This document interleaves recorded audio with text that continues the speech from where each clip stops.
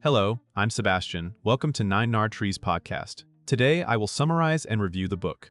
The Culture Map by Erin Meyer is a practical guide to navigating the hidden rules that shape how people communicate, lead, disagree, and build trust across borders. Written for a world where teams and clients are increasingly international, the book helps readers move beyond stereotypes and instead recognize predictable patterns in business behavior that vary by culture. Meyer, a professor at INSEAD, frames cultural differences through a set of comparative scales that make it easier to diagnose what is happening when collaborations feel confusing or frustrating. Rather than treating culture as a list of do and do not tips for each country, the approach emphasizes context, relative positioning, and adaptation. Readers learn why direct feedback may be valued in one environment and seen as rude in another, why some cultures decide by consensus while others defer to the boss, and why trust can be built through results or through relationships. The result is a toolkit for clearer collaboration and fewer costly misunderstandings. I will give you key takeaways from this book. Firstly, mapping culture through 8.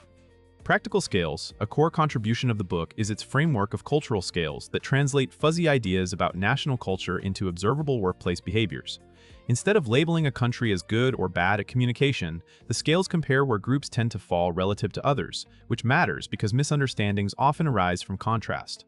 The model covers areas such as low context versus high context communication, direct versus indirect negative feedback, egalitarian versus hierarchical leadership, consensual versus top-down decision-making, task-based versus relationship-based trust, confrontational versus avoiding disagreement. This structure helps readers diagnose specific friction points. For example, a meeting that feels unproductive because some participants expect a detailed agenda while others prefer open exploration, or a project that stalls because one side waits for clear authority while the other expects debate and alignment. The scales also teach an important lesson: cultural behavior is situational and shifting. People adapt to organizational norms, professional training, and global experience. The framework is therefore most useful as a conversation starter and a hypothesis generator, helping teams build shared language, compare expectations, and deliberately choose working agreements that reduce confusion and improve execution. Secondly, communication and feedback across direct and indirect styles. The book highlights how easily teams misread each other when they assume their own communication style is neutral. In low-context cultures, meaning is carried mostly by explicit words, so clarity and repetition can be seen as professional. In high-context cultures, much of the meaning lives in what is implied, who is speaking, and what is left unsaid, so bluntness may feel simplistic or aggressive. This difference becomes especially sharp in negative feedback.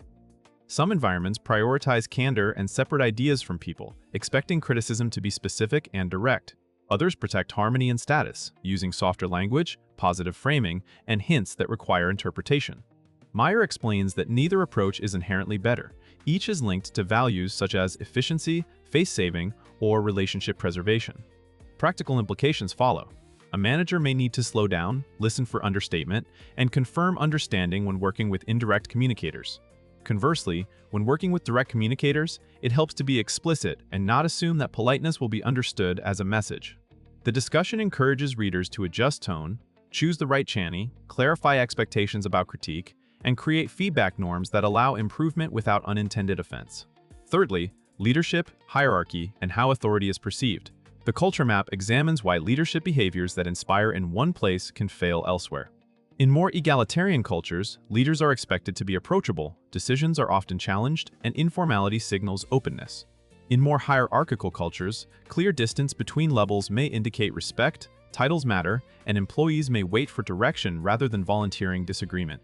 The book shows how these expectations influence everyday moments, such as whether to call a senior executive by first name, how to run a meeting, or how to interpret silence after a proposal. A leader who invites debate may be viewed as weak or indecisive in a setting where authority should be exercised, while a leader who gives firm instructions may be viewed as controlling in a setting where empowerment is the norm. Meyer also emphasizes that hierarchy interacts with other dimensions like communication and disagreement. A culture can be hierarchical yet comfortable with open debate, or egalitarian yet indirect. Understanding the specific mix helps leaders avoid simplistic assumptions.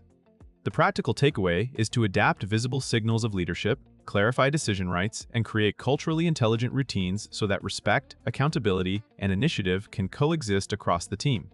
Fourthly, decision-making and alignment in global teams. International work often breaks down not because people disagree on goals, but because they follow different processes for reaching agreement. The book distinguishes between consensual decision-making, where broad alignment is built before action, and top-down decision-making, where authority figures decide and others execute. In a consensual environment, meetings may be used to surface objections, test alternatives, and build commitment. This can look slow to outsiders, but once a decision is made, implementation may move quickly because buy-in is already secured. In a top-down environment, decisions can be made rapidly, but execution may depend on clear instruction and acceptance of the chain of command. Problems arise when one side expects debate and the other expects deference, or when participants assume that a meeting is for final decisions while others treat it as information gathering.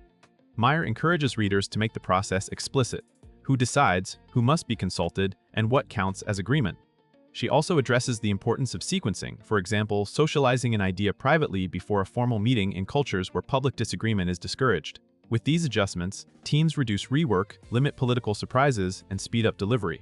Lastly, trust, disagreement, and time, the hidden operating system beyond communication and authority. The book explores three forces that quietly shape collaboration: how trust is built, how conflict is handled, and how time is managed. In some cultures, trust is task-based and grows through reliability, competence, and results. In others, trust is relationship-based and grows through personal connection, shared meals, and demonstrated loyalty. Misunderstandings occur when one side pushes straight to business while the other needs rapport first, or when relationship building is dismissed as inefficiency. The book also distinguishes between confrontational and avoiding approaches to disagreement. Some teams see debate as healthy and separate conflict from personal respect, while others prioritize harmony and may signal dissent indirectly or outside the group. Finally, time orientation differs. Linear time cultures value punctuality, fixed agendas, and one thing at a time, while flexible time cultures may prioritize adaptability, interruptions, and evolving plans. Meyer shows how these dimensions interact in real projects affecting scheduling, negotiation, and problem-solving. The practical value is learning to interpret behavior more accurately, design working norms that fit the team mix, and choose when to adapt or when to explain and hold boundaries so collaboration stays respectful and productive. In conclusion, this book is best suited for managers, executives, HR and L&D professionals, consultants, entrepreneurs, and anyone who works with international colleagues, clients, or suppliers. It is also valuable for professionals relocating abroad or leading remote teams where cultural cues are harder to read. The benefit to a reader's life is both practical and personal. It reduces costly workplace misunderstandings while building empathy and flexibility. By offering a structured way to interpret behavior, the book helps readers respond with curiosity rather than frustration, improve feedback conversations, run meetings that actually align people, and create trust faster across cultural divides. It can also boost career growth by strengthening cross-border leadership credibility. Compared with many similar books that provide country checklists or broad cultural generalizations, the Culture Map stands out for its usable diagnostic framework and its emphasis on relative comparison. The scales help readers pinpoint which difference is causing friction and what adjustment is most likely to work. That makes the book worth buying for anyone who wants a repeatable tool, not just anecdotes, to manage multicultural complexity with confidence and respect. If you would like to support Erin Meyer, you can buy the book through the Amazon link I've provided in the podcast description. After reading the book, please let me know what you think and share your thoughts. See you around.